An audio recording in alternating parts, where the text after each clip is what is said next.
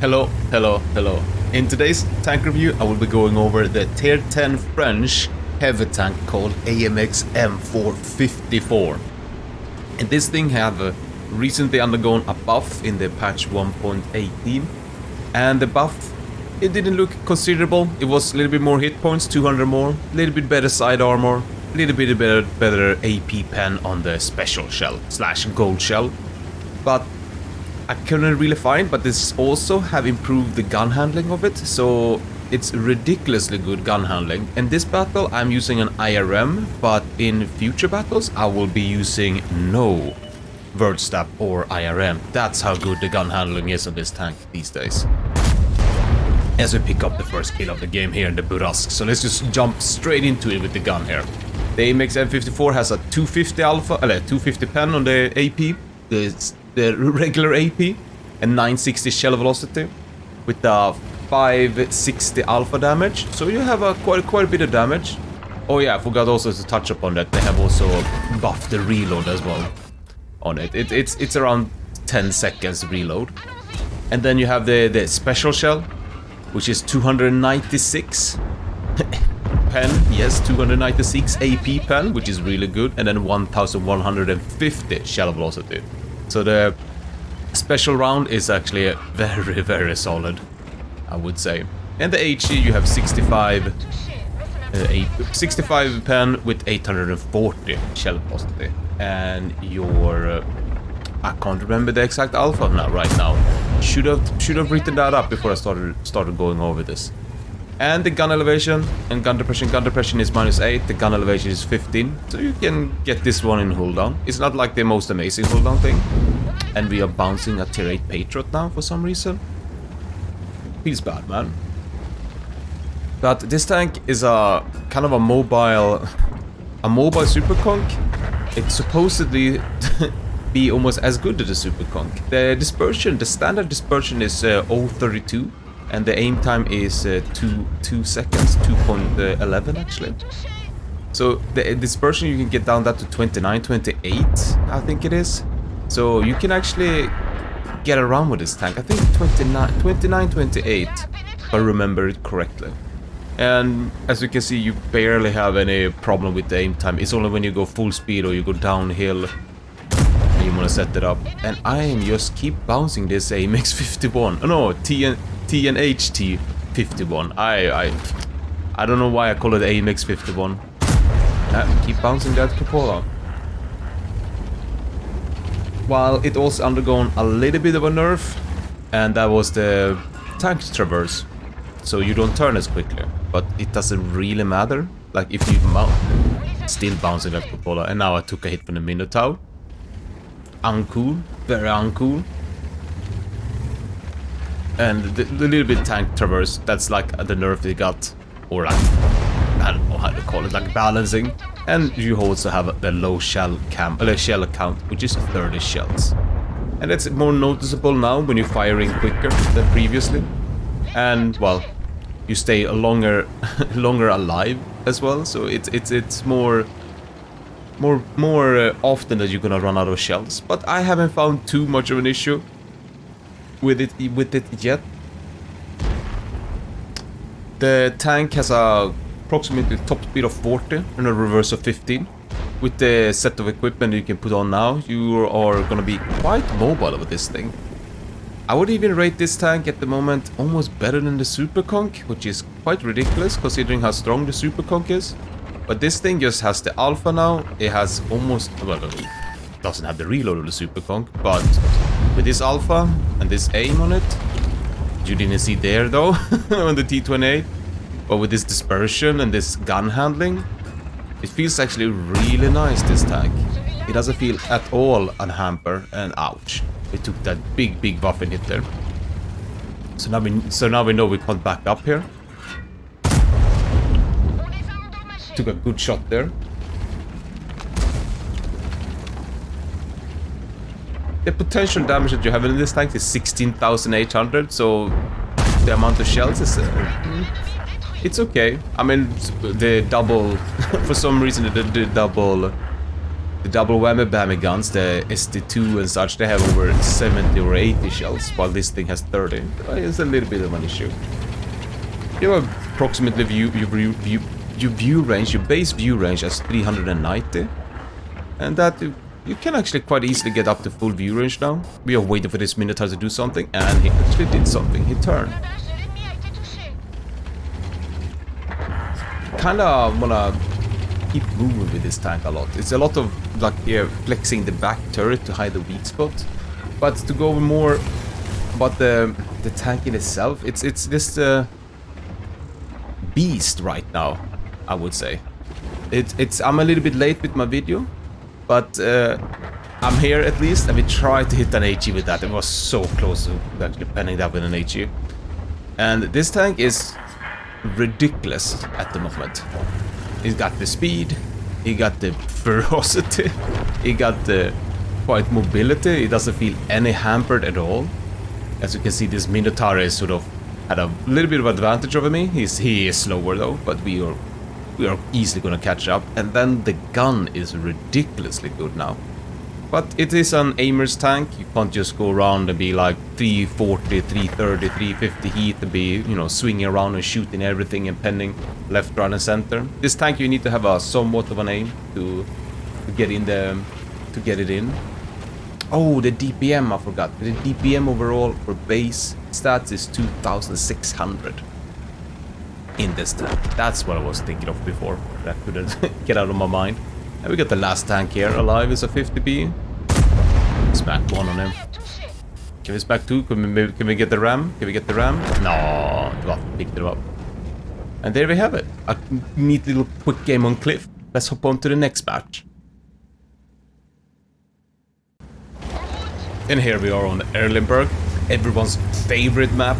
Actually, I have to confess here that I kind of like this map. It's actually, there is some movements to it that you can do, but often it leads down to whatever happens in the town, in the center. It's all about the center with this map.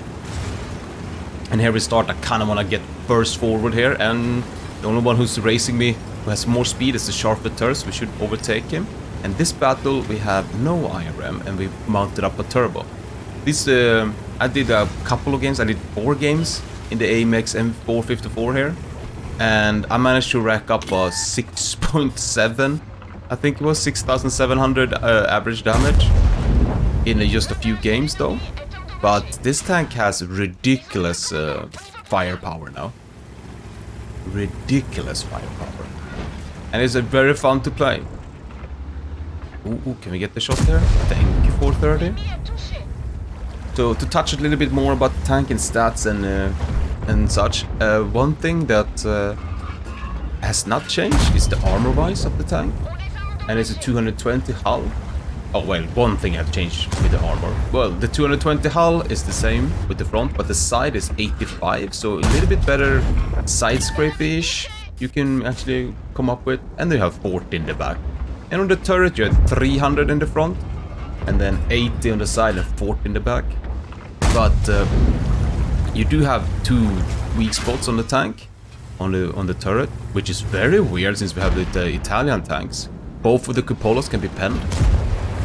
Sorry, Italian tanks. Italian tank destroyers, I should say. They are, let's just say, lack of weak spots. Well, this tank has 2 on the turret. Like I said, the commander's hatches and the gunner's hatch, I think it is. And I kind of screwed up my peak here. We got this debris in front of me. But no worries, we still get the shots in. And the way you want to kind of move, I'm not showing it this battle, but that's a non-pen and a lie. But the kind of way you want to do it with when you're playing Gul'dan is that you want to move the turret left and right erratically. And again, we did 0 damage. Oh, is EC1 coming? No, he's not. So if you move the left and right, but left and right is going to be harder to kind of aim at the cupola, because the cupola is very far back, and when you do that more movement with the turret, you don't over turn it obviously, so you don't show the side, but you turn it a little bit. That means you're going to swing your weak spots harder, a little more, so it's harder for the enemy to kind of zone in and aim on your commander's hatch. Plus, it's not centered as well. It's a little bit off on the side, as you can see on the tank.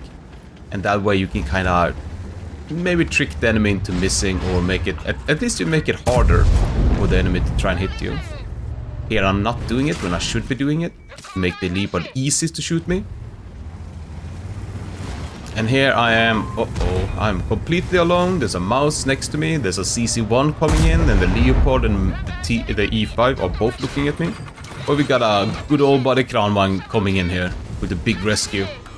We gotta thank you Kranman for this rescue. Could have maybe finished that on my own, but hey, we got another shot. We came and peek forward then. Oh, hello E5. And there he says he's gonna help us. Well, he already helped us, so thank you. I can maybe go around this tank, but I might as well just push it because I'm a big boy heavy. I think, the weight is around 80 ton in this tank. Plus 80 ton plus, I should say, so you can push around a lot of stuff. Plus with the turbo, you're a little bit faster as well, but mostly thanks to your weight that you can go around with it. One kind of useless stats of the heavy tanks is to go over the camo, but it has a 3.5 base camo. So, you know, you can't really hide this tall tank out here. There are a lot of snipers, as I can hear. Oh, that's a good shot. We take that on E5, but the Progetto still had a shot. Nasty little Progetto, sniping from afar. Hoping the Kranman can... Ah, he didn't do that shot. And I'm just automatically going for the lower plate. Kind of bad by me, but hey, hopefully the Minotaur can pick him up. He got help by the phase 1, I think it was. Waiting until I'm unspotted to cross this, because the Progetto was very much in love with me here. And here we go. Making sure we turn the turret towards him, in case he blinds. Who knows? To get shot in the back is kind of detrimental, obviously, but you only have a 15% chance of getting fire, or become set on fire, I should say. Usually the tanks have 12 nowadays, 10, 12. I don't know why this tank has... well, this tank is a little bit of the older guard, but it got recently rebalanced, as they like to call it. And I did get spotted before I got into this push. And that means, well, I'm looking right at them. It means there could be a light tank spotting me, or a medium tank. Because there is a fine line that you can spot in between there. So I'm just gonna go for some blinds in this bush right here. Changing to the AP so I don't spend all my credits here.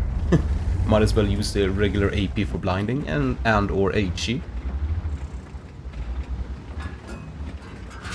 So this tank you kind of want to play, it's a very all-around tank. You don't want to only play hold down, you don't want to only side scrape, you don't want to only do things like it's a very multi-purpose heavy tank out there. Because now with the speed, speed, it always had the kind of speed, but now with this gun depression, gun dispersion, and gun handling, like you can see here, absolutely gorgeous. Then you can be very aggressive, move around. This EBR made a mistake again. He overpeaked. There we go. Picked him up quickly. It's a very dominating tank. It has very trollish armor in the front. It's kind of unregular armor. It doesn't really have a weak plate, a weak lower plate. But there we go. And remember, clear. Let's hop into the garage and then we're gonna go over more details of this tank. Here in the outdoor garage, we're gonna go over the crew, the equipments, shells, consumables, and field modification. Let's just start off with the crew. And I would say already, don't mind about the situation awareness here, but you would pick Brothers in Arms, 6th Sense, Recon, Repair, and then you probably swing in a sound detection / firefighting. You could maybe take a concealment, but most often you're gonna be in the front line, so the firefighting and the sound detection is gonna help you. Just to find out where those pesky artilleries are at. For the next one, we have the gunner. We take the Brothers in Arms, snapshot, repair, and firefighting, and then we can getting a Deadeye, to be honest, because you do have what's the gun again? It's a 130, yeah, so you have a quite a good punching power there. So maybe you pick the Deadeye before firefighting. Now I think about it. Yeah, I like that more. Yeah, I should take a Deadeye as soon as I have firefighting fully 100% there. Alright, and then the driver, we go with Brothers in Arms, Snapshot, Repair, Off-Road Driving, and then I'm a little bit in the dark here. I kind of like the clutch braking, but I think the controlled impact, to be honest, because you do come up with the 44 kilometers, you're 80 ton, and you're gonna be way more aggressive than you were before with this tank. So there's gonna be many opportunities where you wanna just ram into someone, and especially a medium tank. So I kind of like the controlled impact there. You could obviously pick the firefighting as well. And for the radio operator, we pick Brothers in Arms, Situation Awareness, Repair, Firefighting, and Concealment. There's nothing else to pick here. Ignore the others. And for the loader is the Brothers in Arms, Intuition, and then Safe Stowage, and then Repair, and then Firefighting / Concealment. You don't pick Adrenaline Rush if you don't have ludicrously amount of crew skills, I would say. It kind of works easier on a heavy with a lot of hit points, obviously. So maybe you pick it at the 5th one. But I still think Firefighting Concealment will be more useful overall in all of your battles. And that's for the crew. So let's hop over to the equipment, which we have. I have very basic here. I think this is kind of fine as well. The turbo, rammer, and ventilation. And I said that the complete opposite way. But sometimes we do mistakes, so we gotta live up with it. But I also think that a way you could put up this tank is just dump the ventilation, put improved hardening, and run it like that. Because you're gonna have various buffs on the tank in the field mods as well. You could also use improved hardening, and then you can mount up the IRM, the improved rotation mechanism. And I think those kind of 3 builds are actually pretty fine for this tank. This is very fine. It just helps with the dispersion, the ventilation. It's a very like, just throw it in there because it makes the tank still feel very nice. And then shells, we go 50-50, 14-14, and then we have 2 for those special occasions where we can clap in the big HE on them. What was the HE alpha? Keep forgetting that all the time. 640 on this tank.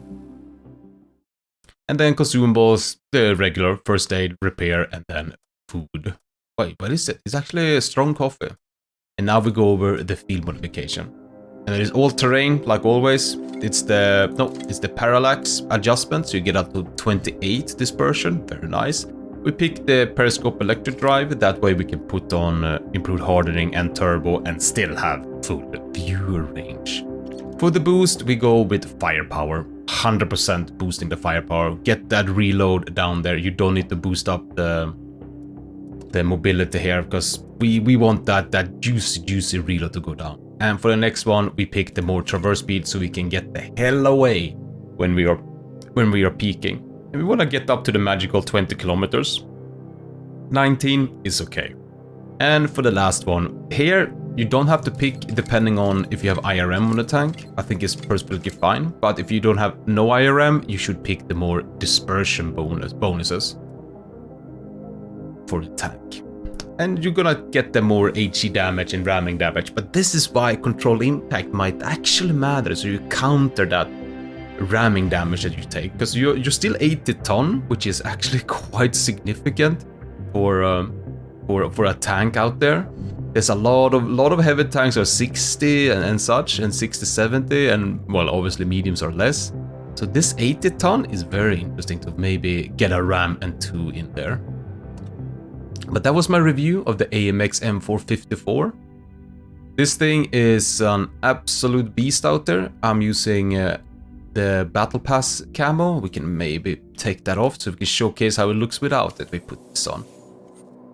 More cleaner, more nicer look. But the one thing I want to touch on is also with the Battle Pass. You see how big this cupola is right now and how this is also looking like kind of a nice cupola to hit?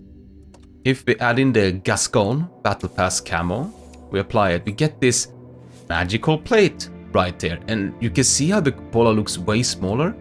I'm even me, who play this game a lot, gets tricked by these sort of extra plating that I'm aiming more up than I should, because you can aim all the way down there to hit the cupola. But that's a kind of a nasty little feature, but thanks to the new outline, you actually can see where the actual cupola starts from, and not just that it's like this little blip up there.